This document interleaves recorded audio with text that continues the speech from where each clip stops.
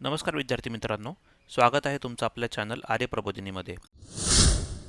तर आपण सोडवत आहोत आपली ग्रुप बी ची सीसॅटची सिरीज आणि आज आपण सोडवणार आहोत ग्रुप बी 2019चा प्रीचा सीसॅटचा सेक्शन. तर या पेपरमध्ये होते 15 प्रश्न. ते 15 प्रश्न आपल्याला सोडवायचे आहेत आज आणि आपल्याला कमीत कमी वेळेत ते सोडवायचे आहेत. त्यामुळे त्याची टेक्निक वगैरे आहे ती जर समजून घ्या की कशा प्रकारे प्रश्न सोडवले जातात. जर समजली नाही तर व्हिडिओ परत परत पहा. तो प्रश्न रिपीट करा, रिपीट करून तुम्हाला तो प्रश्न समजेल. आणि सर्वात महत्त्वाचं, जर का तुम्हाला त्याच्यावरती कमांड पाहिजे असेल तर ते प्रश्न तुम्ही स्वतः सॉल्व करा. प्रश्न स्क्रीनवरती जेव्हा येईल त्यानंतर तुम्ही व्हिडिओ पॉज करा. व्हिडिओ पॉज केल्यानंतर प्रश्न स्वतः सोडवा आणि तुमचं उत्तर काय आहे ते खाली कमेंट करून सांगा. आपलं उत्तरं जर मॅच होतील तर बेस्ट, नाही मॅच झाली तर ते उत्तर, तुमचं जे उत्तर आहे ते एकदा चेक करा किंवा तुम्हाला वेगळं जर उत्तर सापडत असेल तर ते मला नक्की कमेंट करून सांगा. ठीक आहे, तर चला सोडवूया आजचा पेपर, ग्रुप बी प्री 2019चा सीसॅटचा पार्ट. हा प्रश्न काय म्हणतो? राम आणि श्याम दोघेही एका बिंदूपासून एकमेकांच्या विरुद्ध दिशेने चालत आहेत. ए बिंदूपासून राम 3 मीटर चालला आणि श्याम 4 मीटर चालला. ठीक आहे, त्यानंतर राम डावीकडे वळाला 4 मीटर. राम डावीकडे वळाला 4 मीटर. त्यानंतर श्यामसुद्धा डावीकडे वळून 5 मीटर चालला. तर श्यामची पण डावी बाजू 5 मीटर तो चालला. तर त्यांच्यामधील अंतर किती ते दोन्ही पॉईंट जॉईन करून घेऊया आपण. आपल्याला इथे काय मिळालं? एक राईट अँगल ट्रायंगल मिळाला. तर त्या पूर्ण ट्रायंगलचे आपण मापं काढून घेऊया दोन्ही बाजू. तर किती आहेत? 4 अधिक 5 9 आलं आणि 4 अधिक 3 7 आलं. ठीक आहे, तर आपल्याला दोन बाजू असलेला राईट अँगल ट्रायंगल मिळाला. त्याचं पायथागोरस नियमाप्रमाणे कसं करणार? 9 square plus 7 square is equal to x square. 81 अधिक 49 is equal to x square. X square is equal to 130. X is equal to under root 130. आता 130 काय आहे? 130 पूर्ण वर्ग नाही आहे, पण तुम्हाला माहिती आहे की 121 आणि 144 मध्ये जो की 11चा वर्ग आणि 12चा वर्ग आहे. सो 130चा स्क्वेअर रूट काढायला गेलं तर आपल्याला 11 पॉईंट समथिंग येणार आहे. ऑप्शनमध्ये एकच ऑप्शन आहे, म्हणून ऑप्शन नंबर 4. पुढचा प्रश्न बघूया. हा प्रश्न काय म्हणतोय? वरील आकृतीत कोपऱ्यातील आयताचे मापन 4 सेंटीमीटर बाय 8 सेंटीमीटर आहे. तर वर्तुळाची सेंटीमीटरमध्ये त्रिज्या दर्शवणारा पर्याय निवडा. इथं काय 8 आहे आणि 4 आहे. ठीक आहे, आपण आता एक त्रिज्या त्याची काय पकडूया? एक्स पकडूया. त्यानंतर आपण जर का ते वर्टिकल एक लाईन काढली, म्हणजे याचा एक चौरस बनवला आतमध्ये, तर त्याची पण साईड एक्स असणार आहे. आता हा जो एक स्क्वेअर बनतोय त्याच्या आपण दोन बाजू जर पकडल्या तर त्या कशा लिहू शकतो आपण? 8 प्लस एल, एल अज्युम करूया, इज इक्वल टू एक्स, आणि 4 plus L is equal to x. तर आपल्याला एक मिळून एक छोटासा स्क्वेअर बनतो आतमध्ये, त्याच्या दोन बाजू असतील स्मॉल एल आणि कॅपिटल एल.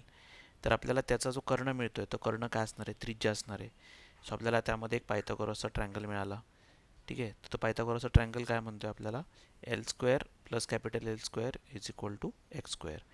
आता हे सॉल्व करून घेऊ शकतो आपण. एलची व्हॅल्यू टाका, x minus 8 bracket square plus x minus 4 bracket square is equal to L x square. तर आता हे सॉल्व केलं तर आपल्याला एक इक्वेशन मिळू शकतं. करा, A minus B bracket square, x square minus 16x plus 64 plus x square minus 8x plus 16 is equal to x square.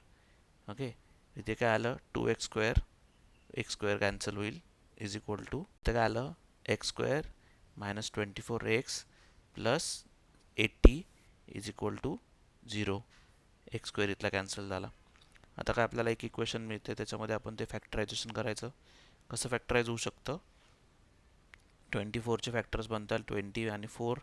So x square minus 20x minus 4x plus 80 is equal to 0. तो x into x minus 20 minus 4 into x minus 20 is equal to 0. X is equal to 20 येऊ शकतं आणि x is equal to 4 येऊ शकतं. आता 4चा तर काय संबंध नाही आहे इथे, त्यामुळे आपला ऑप्शन असणार आहे एक्स इज इक्वल टू 20. एकदम युनिक क्वेश्चन आहे, सॉल्व करायला पण इझी आहे. हा बघा काय प्रश्न म्हणतोय. P Q R S T U आणि व्ही हे 7 प्राध्यापक आहेत. प्रत्येकजण भौतिकशास्त्र, रसायनशास्त्र, जीवशास्त्र, इंग्रजी, गणित, अर्थशास्त्र, भूगोल यापैकी विषय शिकवतात. प्रत्येकजण सोमवार ते रविवारपर्यंत एक एक दिवशी शिकवतो. आता काय दिले? 7 जण दिलेत, P Q R S T U V, आणि त्यांनी काय विचारले की टी हा कोणता विषय शिकवतो. आर हा शुक्रवारी जीवशास्त्र शिकवतो. आर शुक्रवारी जीवशास्त्र शिकवतोय. जे प्राध्यापक भौतिकशास्त्र विषय शिकवतो त्याच्या आदल्या दिवशी क्यू हा गणित शिकवतो. आता क्यू गणित शिकवतोय, टी बद्दल विचारले तर गणित ऑप्शन तर कॅन्सल झाला. त्यानंतर ते बोलत आहेत की व्ही हा रविवारी शिकवतो परंतु रसायनशास्त्र किंवा इंग्रजी शिकवत नाही. व्ही रसायनशास्त्र शिकवत नाही म्हणजे व्ही इंग्लिश शिकवत नाही आणि व्ही केमिस्ट्री शिकवत नाही आहे. ठीक आहे. त्यानंतर ते बोलत आहेत यू ज्या दिवशी शिकवतो त्याच्या आदल्या दिवशी एस हा अर्थशास्त्र शिकवतो. S शिकवतोय economics. पी हा मंगळवारी भूगोल शिकवतोय. ओके. आणि टी इंग्रजी शिकवत नाही आहे. तर टी नो इंग्लिश. इंग्लिश दोघंजणं कॅन्सल झालेत. सो यू काय शिकवणार आहे? इंग्लिश शिकवणार आहे सरळ सरळ. आणि त्यानंतर व्ही काय शिकवणार आहे? इंग्लिश केमिस्ट्री शिकवत नाही आहे. तो राहिला ऑप्शन टीचा, तो केमिस्ट्री शिकवते. तो 100% आपण म्हणू शकतो की टी केमिस्ट्री शिकवते. ऑप्शन नंबर 1 चालते. व्ही बद्दल काय बोललेले नाही आहेत ते, पण तरी पण व्ही आपल्या काढू शकतो इन्फॉर्मेशन. नेक्स्ट बघा काय म्हणतो क्वेश्चन. तर हा प्रश्न काय म्हणतो, P Q R S T U V W मध्याकडे तोंड करून वर्तुळाकार बसलेले आहेत. ठीक आहे. तर पी हा टीच्या उजवीकडून दुसरा आहे, तसेच आर आणि व्हीच्या सलग आहे. तर पी हा टीच्या उजवीकडे, आपण तिथं 8 जणं काढून घेऊया. 8 जणांची पोझिशन सिलेक्ट केली. त्यानंतर पी हा टीच्या उजवीकडून दुसरा आहे. पी पकडा पहिले. त्यानंतर टीची उजवी बाजू म्हणजे कुठली आली? ती इथे येणार 3च्या जागेवरती. तसेच आर आणि व्हीचा सलग शेजारी आहे. तो त्याच्या ऑप्शन आपल्याला 2 मिळणार सलग शेजारी, पण त्याने एक्झॅक्टली कुठल्या बाजूला कोण बसले माहिती नाही म्हणून 2 ऑप्शन येतील आपले. एस हा पीचा शेजारी नाही. एस हा पीचा शेजारी नाहीच आहे. ठीक आहे. व्ही हा यूचा शेजारी आहे. जर का व्ही हा यूचा इथं शेजारी आला तर आपल्याला त्या 2 पोझिशन कॅन्सल झाल्या आपल्या या. ठीक आहे. 100% आपल्याला या बाकीच्या पोझिशन फिक्स झाल्या. क्यू हा एस आणि डब्ल्यूच्या मध्ये नाही. क्यू हा एस आणि डब्ल्यूच्या मध्ये नाही. डब्ल्यू हा यू आणि एसच्या मध्ये नाही. तर आपल्याला इथं क्यू एस आणि डब्ल्यूच्या पोझिशन मिळून जातील. ते कसं लिहायचं? डब्ल्यू हा यू आणि एसच्या मध्ये नाही आहे, सो डब्ल्यूची पोझिशन ही राहील. ठीक आहे. आणि क्यू आणि एस हा डब्ल्यूच्या मध्ये नाही, तर आपल्याला क्यूची पोझिशन मिळून जाईल अशा प्रकारे. तर आपल्याला एक फायनल पोझिशन मिळाली प्रत्येकाची. त्यानंतर ते काय प्रश्न विचारत आहेत, खालीलपैकी 2 शेजारी नाहीत. ठीक आहे. तर आता बघा ऑप्शन काय आहेत. यू आणि व्ही आहेत शेजारी. आर आणि पी आहेत शेजारी. एस डब्ल्यू आहेत शेजारी. आर आणि व्ही नाही आहेत शेजारी 100%. तर ऑप्शन नंबर 4. एकदम सिंपल प्रश्न होता. पुढचा बघा प्रश्न काय म्हणतोय. बाबू पी क्यू आर एस व टी ही 5 पिके घेतो. टी हे आरपेक्षा वेगाने वाढणारे व पाण्याची जादा मागणी करणारे पीक आहे. टी हे आरपेक्षा जास्त वेगाने वाढणारे पीक आहे आणि जादा पाण्याची मागणी करणारे. आता आपण काय करायचं, आपल्याला इथे असं करावं लागेल की आपण त्याचे 3 प्रकारे त्यांनी त्याचं कंपॅरिझन केलेलं आहे. वेगाने वाढणारे, पाण्याची मागणी करणारे आणि पैदास करणारे. सर आपण 3 गोष्टी करून घेऊया. प्रश्न एकदा वाचा व्यवस्थित. ज्याच्यापेक्षा अधिक पाण्याची मागणी करणारे जितकी पिके आहेत तितकीच त्याच्यापेक्षा कमी पैदास करणारी पिके आहेत, असे पिको पिके निवडा. तर आपल्याला एक सर्वांचं अरेंजमेंट बघावी लागेल की त्यांचं रँकिंग कसं आहे. तर आपण रँकिंग 3 प्रकारे करूया. त्यांचं वेग, पाणी किती मागणी आहे त्याची, आणि त्यानंतर पैदास. ठीक आहे. या 3 लेवलमध्ये आपल्याला सर्वांचं रँकिंग करून घ्यावं लागेल. तर परत प्रश्न वाचा, सर्वांची पोझिशन घेऊन घ्या 5-5ची, कारण की 5 पिकं दिलेली आहेत त्यांनी. ठीक आहे. तर पुढे काय प्रश्न म्हणतो, टी हे आरपेक्षा वेगाने वाढणारे आहे. ठीक आहे. T is greater than R आणि टी हे आरपेक्षा जास्त पाण्याची मागणी करणारे आहे. ठीक आहे. सेम येणार तिथे. आणि आर हे टीपेक्षा जास्त पैदास करते. पी हे आरपेक्षा जास्त पैदास करते. Okay. P is greater than R. आणि क्यू हे वेगाने वाढते पीपेक्षा. आता क्यू हे टीपेक्षा अधिक पाणी मागते. ठीक आहे. आणि जे सर्वात कमी पैदास करण्यात दुसरे आहे, त्याची इथे पोझिशन जी फिक्स झाली क्यूची सेकंड लास्ट. एस हे सर्वात मंद गतीने वाढणारे, सर्वात वेग त्याचा एसचा फिक्स झाला सर्वात शेवटी आहे, आणि सर्व पिकात कमी पाण्याची मागणी करणारे, त्यामुळे इथे पण त्याची पोझिशन फिक्स झाली. पण सर्वात जास्त पैदास करते त्यामुळे ह्याची पोझिशन इथं फिक्स झाली. त्यानंतर आर हे पीपेक्षा अधिक पाणी मागणारे आहे. ठीक आहे. आर हे पीपेक्षा, त्यामुळे इथे लिहून घ्या R is greater than P. आणि वेगाने वाढणारे पीक आहे त्यामुळे R is greater than P इथे पण लिहून घ्या. आता आपल्याला सर्वांची पोझिशन ऑलमोस्ट मिळून गेली आहे. तर तिथे लिहा तुम्ही T R P Q S. पाणी आहे क्यू टी आर पी आणि एस, आणि पैदास आहे एस पी आर आणि टी. ठीक आहे. आता सर्व एकदा क्रॉस चेक पण करून घेऊ शकता. आता त्यांनी प्रश्न काय विचारला आहे, ज्याच्यापेक्षा अधिक पाण्याची मागणी करणारी जितकी पिके आहेत आणि तितकीच त्याच्यापेक्षा कमी पैदास करणारी पिके आहेत असे पीक निवडा. पाण्याची मागणी करणारी पिकं त्यांनी विचारलीत. आता तुम्ही एकदा चेक करा. ऑप्शन वाईज जरी गेलो तरी आपण एकदा बघा. एस बघा, पहिला ऑप्शन. एसपेक्षा पाण्याची अधिक मागणी करणारी किती पिकं आहेत? 4. PRTQ. आणि त्याच्यापेक्षा कमी पैदास करणारी किती पिके आहेत? PRQT. म्हणजे 4 आहेत टोटल. एस कन्फर्म आहे तुमच्या ऑप्शनमध्ये, त्यामुळे तुम्ही डायरेक्ट पहिला ऑप्शन सिलेक्ट करू शकता. पण बाकीचे सेफ साईड चेक करा, P आणि R. आता हा बघा, हा प्रश्न काय म्हणतोय. तळ्यात एक स्तंभ आहे. निम्मा स्तंभ पाण्यातील चिखलात उतरलेला आहे. त्याच्या वरचा 1/3 भाग पाण्यात बुडलेला आहे आणि 7 एकक लांबी असलेला भाग पाण्याभर आहे. तर स्तंभाची एकूण उंची दर्शवणारा पर्याय निवडा. तर काय पाण्याची लेवल आहे, त्या पाण्याच्या लेवलच्या खाली थोडासा चिखल असणार आहे. चिखलचं पण एक लेवल घेऊया आणि त्यानंतर तिथे एक पोल आपण काढून घेऊया. म्हणजे आपल्याला जस्ट इमॅजिनेशन एकदम इझी होऊन जाईल. तर त्यामध्ये काय म्हणतात ते, अर्धा स्तंभ चिखलात आहे, म्हणजे 1/2 इज चिखलात आहे आणि त्यानंतर 1/3 पाण्यात बुडालेला आहे आणि पाण्याबाहेर असलेला भाग जो आहे तो 7 आहे. ठीक आहे. तर आपल्याला एक इक्वेशन मिळून जाईल इथे. 1 - 1/2 - 1/3 इज इक्वल टू, त्याचा लसावी घ्या 6, वरती काय येणार 6 - 3 - 2 divide by 6 is equal to 1/6. तर आपल्याला कळेल की टोटल 1/6 आहे, जी उरलेली पार्ट आहे आपण पाण्याच्या वरचा, जो की 7 त्यांनी दिलेला आहे. तर जर का 1/6 x इज इक्वल टू 7 असेल तर x म्हणजे काय, टोटल लेंथ किती येणार आहे? 42. Option number 1. आता पुढचा क्वेश्चन बघा. दुहेरी मध्यस्थीचा संशय असलेले 3 हेर आहेत. त्यापैकी फितूर व्यक्ती खोटे बोलतात, इतर मध्यस्थ खरे बोलतात. त्या तिघात फक्त एक फितूर आहे. जर चौकशीला त्यांनी पुढील प्रतिसाद दिले असतील तर फितूर निर्देशित करणारा पर्याय निवडा. अली म्हणतोय बेला फितूर आहे. बेला म्हणतोय सारा फितूर आहे. सारा म्हणते बेला खोटे बोलते. असं पकडूया आपण की अली बोलतोय ते खरं बोलतोय. ठीक आहे. अली म्हणतोय बेला फितूर आहे. बेला म्हणते की सारा फितूर आहे. ठीक आहे.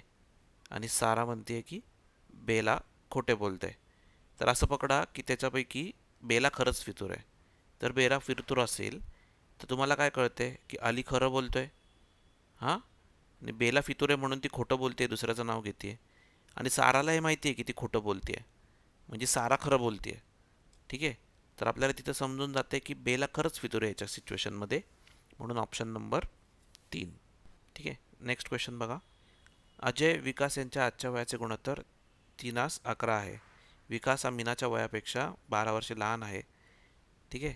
तर विकास हा मीनापेक्षा 12 वर्ष लहान आहे, म्हणजे V is equal to M - 12. तर मीनाचं वय 7 वर्षांनी 85 असेल. तर 7 वर्षांनी 85 असेल, आत्ता किती असेल? 85 - 7 -12 आहे. तर विकासचं वय आजचं किती आहे? 78 - 12 म्हणजे 66. तर आता आपल्याला इथे कळेल की अजय आणि विकासचं गुणोत्तर आहे 3:11. तर आपल्याला ऑप्शन काय येत आहेत? विकासचं वय काय माहिती आहे आपल्याला? 66. तर अजयचं वय किती येणार आहे इथे? आजचं अजयचं वय असणार आहे 18. पण त्यांनी अजयच्या वडिलांचं वय 25 वर्षापेक्षा जास्त दिलं आहे. त्या वडिलांचं वय किती असणार आहे? 18 + 25 म्हणजे किती आले? 43. ऑप्शन नंबर 2 येईल. ठीक आहे. एकदम सिंपल प्रश्न आहे इक्वेशन फॉर्मेशनचा. पुढचा प्रश्न बघा. एक्स ही बाटली पूर्णपणे लिंबू रसाने भरलेली आहे. त्यात 1 लिटर लिंबू रस आहे. हंसाने वाय व झेड या 2 रिकाम्या बाटल्यात एक्समधील रस ओतला. आता एक्स काय आहे? 1 लिटर. वाय ही बाटलीची धारकता एक्सच्या बाटलीच्या निम्मी आहे, तर Y is equal to 500 ml. त्यानंतर एक्स बाटलीत आणखी 0.6 लिटर रस शिल्लक आहे. म्हणजे काय केलं त्यांनी? एक्समध्ये 1 लिटर होता, त्यातला त्यांनी 600 ml जर का उरला तर 400 ml ओतला आहे. तर वाय ह्या बाटलीची 1/5 आणि झेड या बाटलीची अर्धी धारकता रसाने भरली आहे. तर काय झालं? वायचे 1/5 भरली म्हणजे वायमध्ये किती भरला गेला आहे? 100 ml. आणि इकडं तिथून किती काढला गेला होता एक्समधून? 400 ml. तर झेडमध्ये किती भरला गेला आहे? 300 ml. आणि झेडची अर्धी धारक क्षमता रिकामी आहे, म्हणजे झेडची पूर्ण धारक क्षमता काय आहे? 600 ml. 300च्या दुप्पट. ठीक आहे. तर आपल्याला इथे काय मिळतं आहे? म्हणजेच 600 ml झाली. सरळ सरळ प्रश्न का विचारला आहे त्यांनी? झेडची धारक क्षमता विचारा. तर आपल्याला ऑप्शन आहे ऑप्शन नंबर 4, 0.6 लिटर म्हणजेच 600 ml. ठीक आहे. जेव्हा गुलाबी एक्स आहे, पांढरा वाय आहे. जेव्हा गुलाबी एक्स नाही, पिवळा झेड आहे. परंतु पिवळा झेड असेपर्यंत पांढरा वाय असणार नाही. तर त्यांनी आपल्याला 3 इन्फॉर्मेशन दिल्या आहेत, त्याच्याप्रमाणे आपल्याला खालचे ऑप्शन चेक करायचे आहेत. पिवळा झेड असताना गुलाबी एक्स आहे, नाही आहे, सेकंड स्टेटमेंटला कॉन्ट्राडिक्ट करते. पांढरा वाय नसताना पिवळा झेड नाही, हे थर्ड स्टेटमेंटला कॉन्ट्राडिक्ट करते. आणि त्यामुळे दोन्ही नाही आहेत. तिसरंवालं काय म्हणते, पिवळा झेड असल्याने गुलाबी एक्स नाही. पिवळा झेड असल्याने गुलाबी एक्स नाही, हे ॲक्च्युली सेकंड स्टेटमेंटच दिलं आहे त्यांनी, त्यामुळे हे बरोबर आहे. आणि पांढरा वाय असताना गुलाबी एक्स नाही, अगेन हे पहिल्या स्टेटमेंटला कॉन्ट्राडिक्ट करते, त्यामुळे ऑप्शन नंबर 3. सिंपल प्रश्न आहे. पुढचा वाचा. एका राज्याचा शिक्षण विभाग 14 ते 18 वयोगटातील विद्यार्थ्यांना गीतेचे पाठांतर करून शाळेच्या प्रार्थनागृहात दर दिवशी तज्ज्ञांच्या पर्यवेक्षणाखाली तोंडपाठ म्हणून दाखवून न्याहारी पत्रक मिळवण्यास उत्तेजन देत आहे. तरुण व्यक्तींचा आत्मविश्वास वाढवण्यासाठी आणि भारतीय जीवन तत्त्वज्ञानासंबंधी त्यांची जागरूकता वाढवण्यासाठी शासनाने ही योजना रचली आहे. या योजनेत भाग घेऊन गीता पाठ करून तरुण व्यक्ती तत्त्वज्ञान ग्रहण करतील आणि शांत जीवन जगतील. आता त्यांनी एक युक्तिवाद दिलाय. युक्तिवादाप्रमाणे काय म्हणतात ते, एक पर्याय निवडा, त्यातली त्रुटी शोधायची आपल्याला त्या युक्तिवादातली. आता तरुण व्यक्ती मुळातच गीतेच्या तत्त्वज्ञानावर जागरूकता आहेत असं आपण म्हणू शकतो का? म्हणू शकतो. ठीक आहे.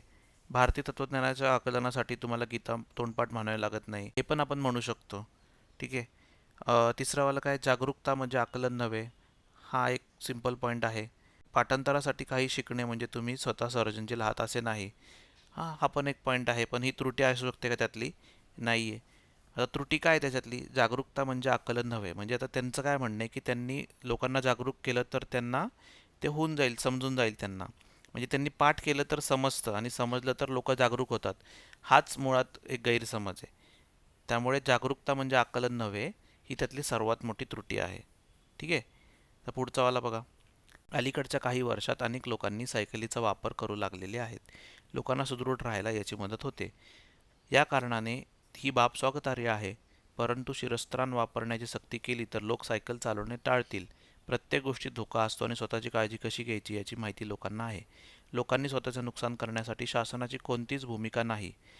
सायकल चालवणाऱ्यांवर शिरस्त्राण घालण्याची बळजबरी करणे ही सरकारची व्यक्तिगत निवडीत होणारी अनावश्यक लुडबुड आहे. ही लोकशाही जीवनाच्याही विरोधी आहे. ओके. आता त्यांनी काहीतरी दिलं, एक स्टेटमेंट दिले, त्यातलं त्यांचं उत्तम विवरण करणारं स्टेटमेंट निवडा, म्हणजे सिमिलर त्याच्यातली त्यांचं जे म्हणायचा जो त्यांचा मुद्दा आहे तोच खालच्या ऑप्शनमध्ये पण आला पाहिजे. व्यावसायिक सायकल चालवण्याचे शिरस्त्राण वापरणे प्रस्तावित करायला हवे. नाही, असं ते काय म्हणत नाही, सिमिलर नाही लॉजिक लागत आहे. मौजेसाठी घेतल्या जाणाऱ्या पेयांना औषधांना कायदेशीर मान्यता द्यायला हवी. हां, हे सिमिलर काहीतरी जाते. खूपच खर्चिक असल्याने दारुड्यांना त्यांच्या व्यसनावर उपचार करण्याची सार्वजनिक निधी मिळत नाही आहे. आणि मुले परवानगीशिवाय शाळेत अनुपस्थित राहत असेल तर त्यांच्या पालकांना दंड करणे योग्य आहे. हे चुकीचं आहे. कारण की तर काय, आता सायकलचं रिलेशन त्यांनी हेल्मेटसोबत लावले. जर का सायकल वापरणारे लोक हेल्मेट वापरायला त्यांना कंपल्शन केलं तर सायकलच वापरणार नाहीत. सिमिलर ते मौजेसाठी घेतलेल्या पेयांना जर का त्यांनी कायदेशीर अमान्यता दिली तर लोक त्याच्यावरती काहीतरी वेगळं उपाय शोधायला जातील. त्यामुळे गव्हर्नमेंटने त्याला कायदेशीर मान्यता द्यायला पाहिजे. त्याच्यावरती त्यांनी बाकीच्या पेयांसारखं काय रूल्स लावले नाही पाहिजेत. ठीक आहे. म्हणून ऑप्शन नंबर 2 एक सिमिलर स्टेटमेंट बनते आपल्या पॅसेजसारखं. पुढचा प्रश्न बघा. एक कामगार त्याच्या घरापासून कारखान्यात पोहोचण्यासाठी ताशी 5 किलोमीटर गतीने चालला तर तो 3 मिनिटे उशिरा पोहोचतो. जर तो ताशी 6 किलोमीटर गतीने चालला तर 7 मिनिटं लवकर पोहोचतो. तर त्याचे घर आणि कारखान्यामधील किलोमीटरमध्ये अंतर निवडा. एकदम सिंपल क्वेश्चन आहे. आपल्याला माहिती आहे formula, speed is equal to distance upon time. जर डिस्टन्स कॉन्स्टंट आहे म्हणून speed 1 into time 1 is equal to speed 2 into time 2.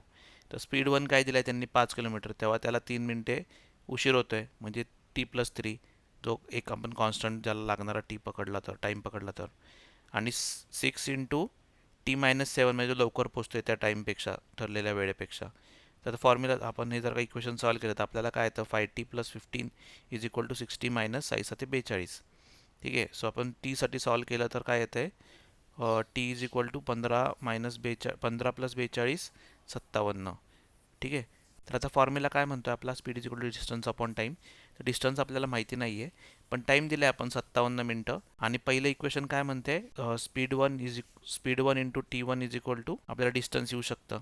तर आता इथे काय करायचं आहे, T1 काय आहे 57 मिनटं अधिक त्याला 3 मिनटं उशीर झाला आहे, म्हणजे 60 मिनटं लागले. आणि ते मल्टिप्लाय बाय 5 किलोमीटर पर आवरचा स्पीड. आता मिनिटांमध्ये आहे, 60 मिनटं लागलेत म्हणजे त्याला किती तास लागलाय, 1 तास लागलाय. So 5 × 1 hour that is 5. त्याचा डिस्टन्स आलेला आहे, 5 किलोमीटरचं अंतर आहे त्याचं घरापासून कारखान्यापर्यंत. Option number 2. पुढचा प्रश्न बघा. प्रत्येक वाक्यातील रिकाम्या जागेत चपखल बसून दिलेल्या संदर्भात 2 स्वतंत्र व समान अर्थाची पूर्ण वाक्य तयार करतील अशी शब्दजोडी व शब्दसमूह निवडा. जगभरातील प्राचीन संस्कृती देवतांचे शांतवन करण्यासाठी रक्त अर्पण केले जात होते आणि मानवी बळी दिला जात होता. असे असले तरी शेजारच्या टोळ्यातील कैद्यांना बळी देण्याबाबत माया संस्कृतीचा नैसर्गिक कल अन्य सर्व टोळ्यांना डॅश करत होता. तुम्ही जर का प्रत्येक शब्दाला टाकत गेले तर तुम्हाला उत्तर मिळून जातील त्याची. कारणीभूत ठरत होता, नाही बसत आहे. विस्तारित तर करू शकत नाही आहे. अस्वस्थ करत होता का? सर्व टोळ्यांना अस्वस्थ करत होता, होऊ शकतं. अपमानित करत होता का? हां, सर्व टोळ्यांना अपमानित करत होता, होऊ शकतं. दोन शब्द परफेक्ट बसत आहेत. पुढचे बघू आपण. अपमानित करत होता, बंदिवान करत होता, हे पण दोन्ही नाही. त्याने शेवटचा वाला अस्वस्थ करत होता आणि माफ करत होता, हे पण नाही. म्हणजे माफ पण हा शब्द त्या वाक्याला जात नाही आहे. ठीक आहे. सो ऑप्शन नंबर 2 आपला बरोबर येईल. पुढचा बघा. वरील जाळ्याची घडी घालून घनाकार मिळवला. घनाच्या पृष्ठावर फक्त नेमक्या 2 कर्णरेषा जितक्या शिरोबिंदू छेडतात त्यांची संख्या निवडा. ओके. आता हे आपल्याला शेप दिलेला आहे. शेप माहिती आहे आपल्याला, टी शेपचा क्यूब आहे जो ओपन केल्यावर असा दिसतो. तर त्यांनी 2-2 तर कॉर्नर तर आपल्याला सरळ दिसतात, तिथं त्यांच्या 2 कर्णरेषा छेदतात आहेत आणि नेमक्या 2 विचारल्या त्यांनी, 2 प्लस नाही विचारलेल्या, म्हणजे 2च पाहिजेत तिथे. आता तुम्ही जर तो फोल्ड केला तर कुठले कुठले कॉर्नर जॉईंट होणार आहेत? हे 4 प्रकारचे कॉर्नर जॉईंट होतील. आता हे बघा, ह्या ठिकाणी ही तिसरी वाली लाईन आपल्याला मिळाली, एक पॉईंट आहे, तिथे आपल्याला अजून एक कर्णरेषा भेटते. आणि जेव्हा तुम्ही पूर्णच क्यूबचा एक बॉक्स बनवाल, त्याच्यावरचं जे लीड असेल ते कुठं टच होणार आहे? ते या साईडला टच होईल, लेफ्ट साईडच्या कॉर्नरला, आणि तिकडची बाजू या कॉर्नरला टच होणार आहे. ठीक आहे. तर ज्यावेळेस तिथे टच होईल त्यावेळेस आपल्याला अजून एक पॉईंट मिळतोय, म्हणून +1 करा. टोटल किती पॉईंट मिळतात आपल्याला? 4 ठिकाणी तो लाईन्स एकमेकांना इंटरसेक्ट करतात. अशा प्रकारे आपण पेपर सोडवलेला आहे 2019चा ग्रुप बी प्रीच्या सीसॅटचा पार्ट. तर अशा प्रकारे आपण आज पेपर सोडवला आहे 2019 प्री ग्रुप बीचा पेपर. त्याच्यामध्ये आपल्याला मग आपण बघितलं तसे 15 प्रश्न होते. हे 15 प्रश्न सोडवायला आपल्याला साधारण 20 मिनिटाचा वेळ लागलेला आहे. म्हणजे एक्सप्लेन करताना जास्त वेळ लागतोय, तुम्हाला याच्यापेक्षा कमीच टाईम लागणार आहे. प्रश्नांची डिफिकल्टी लेवल जर बघितली तर प्रश्न सिम्पल टू मीडियम लेवलचेच होते. ठीक आहे. म्हणजे आपल्याला सोडवायला जास्त वेळ लागत नाही. प्रश्न जर समजला तर लगेच त्याचं उत्तर निघून येते. त्यातल्या त्यात 2-3 प्रश्न जे होते जे अंडरस्टँडिंगचे होते, म्हणजे त्रुटी शोधा किंवा त्याचं सिमिलर विवरण करणारा प्रश्न शोधा, तर ते प्रश्न थोडेसे डिफिकल्ट लेवलला जाऊ शकतात. पण ते 15 मधले ते फक्त 2 किंवा 3च प्रश्न होते. साधारण 12 प्रश्न तुमचे बरोबर आलेच पाहिजे, म्हणजे 12 प्लस तुमचे उत्तरं बरोबर आलेच पाहिजेत आणि तेच तुमचं स्ट्रॅटेजी या पेपरमध्ये असली पाहिजे. आता इतके डिफिकल्ट लेवल प्रश्न ते आता विचारत नाही. 2023-24 जर पेपर तुम्ही बघितले तर इतके अवघड पेपर येत नाही आहेत, जे की आधी यायचे. 2016, 17, 18, 19चे पेपर जे होते ते अवघड होते. आता आपण तरी ते सोडवायचेच आहेत आपल्याला. आणि प्रश्न सोडवताना तुम्हाला काय काय जर का प्रॉब्लेम्स येत आहेत ते खाली तुम्ही कमेंट करून सांगा. अपेक्षा आहे की तुम्ही प्रश्न माझ्यासोबतच सोडवले असतील. प्रश्न सोडवताना व्हिडिओ पॉज केला असेल आणि त्याचं उत्तर काढलं असेल. जर असं नसेल केलं तर नुसता व्हिडिओ बघून तुम्हाला जास्त काही फायदा होणार नाही आहे. हे व्हिडिओ फक्त डेमॉन्स्ट्रेशनसाठीच आहेत की आपला पेपर लवकर होतोय का नाही. ठीक आहे. याच्यामध्ये जास्त टेक्निक वगैरे किंवा डिटेल एक्सप्लेनेशन नाही आहे, पण ज्या लोकांना समजते त्या लोकांना एकदम सफिशियंटली ते क्वेश्चन समजू शकतात, आन्सर एकदम समजू शकतात. आपली जी स्ट्रॅटेजी असणार आहे की आपल्याला वेळ 20 मिनिटाच्या आतमध्ये आपला पेपर संपला पाहिजे आणि ते आपलं टार्गेट असलं पाहिजे. त्यासाठी आपल्याला प्रॅक्टिस सर्वात महत्त्वाची आहे. आणि तुम्ही व्हिडिओ बघून ही नुसती प्रॅक्टिस तुमची होणार नाही, तुम्हाला स्वतः ते सोडवावं लागणार आहे. सेल्फ प्रॅक्टिस खूप महत्त्वाची आहे. त्यामुळे तुम्ही हे प्रश्न सोडवा. ह्याच्या व्यतिरिक्त पण वेगळे काय असतील, बुक्स असतील तर त्याच्यातले पण प्रश्न तुम्ही सोडवा. तेव्हाच तुमचं काहीतरी निभाव लागणार आहे पेपरमध्ये. ठीक आहे. जर तुम्हाला व्हिडिओ आवडला असेल तर व्हिडिओला नक्की लाईक करा, व्हिडिओला शेअर करा मित्रांपर्यंत आणि चॅनलला सबस्क्राईब करायला विसरू नका. भेटूया पुढच्या व्हिडिओमध्ये.